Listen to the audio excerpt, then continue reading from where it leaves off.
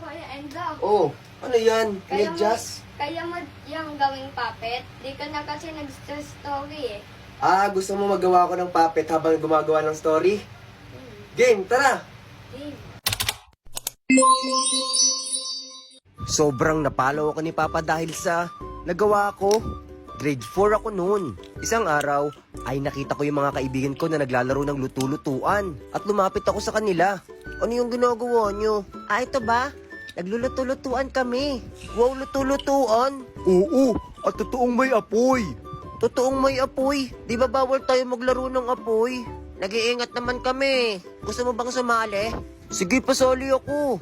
Kukuha na ako ng kahoy panggatong. Ako naman, kuha ko ng mga bato at lata para malutuan natin. Iyan ang gagawin ko. Kumuha tayo ng mga lulutuin. Ano namang lulutuin natin? Mga dahon-dahon, tsaka mga maliliit na prutas. O sige. At nagsimula na nga kaming kumuha ng mga kakailanganin namin. Ito pwede na ba to, Ate Liz? Pwede na yan. Kumukuha din ako ng dahon ng gumamela. Di ba hindi naman nakakain yun? Eh, luto-lutuan lang naman eh. Kunwarian lang na nagluluto tayo. Tapos may apoy, di ba ang galing? Papakuluan natin to.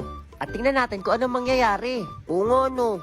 At nagsimula na nga kami bumalik dun kung saan kami magluluto. Ayan, nakuha ko na lahat ng mga kailangan natin. May malalaking bato para sa patungan ng malaking latang to. Ito naman yung panggatong. At nakakuha na rin kami ni Enzo ng mga lulutuin. Wow, ang dami niya na. O diba? Tara, magluto na tayo, sindihan na natin. Eh, sino yung magsisindi ng apoy? Ako na lang. Ito, may lighter ako sa bulsa. Uy, mag-ingat kayo ha, baka mapaso kayo. Oo nga, marunong naman ako magsindi ng lighter eh. At nagsimula na nga kami magluto-lutuan. At habang kumukulo yung niluluto namin ay naiinip na ako. Ano ba naman yun, ang tagal maluto. Oo nga eh. Gusto mo maglaro tayo ng apoy? Maglalaro ng apoy? Pero syempre maingat lang. Ano namang gagawin? Kukuha tayo ng stick, tapos plastic na bote. Tapos susunugin natin. Tingnan mo pag natutunaw, ang ganda. May tunog-tunog pa. Parang ganun. Wow! At nagsimula na nga kami magsunog ng plastic na bote. Maya-maya ay biglang lumaki yung apoy ko at nahihagis ko sa paa ni Uto yung boteng umaapoy. Aray ko!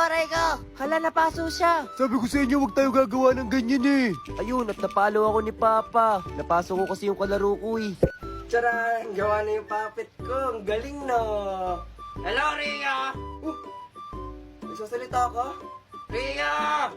Asan ka, Rhea? Uy, tawag ka. Bakit? Kamusta ka na? Okay lang. Okay. Ah!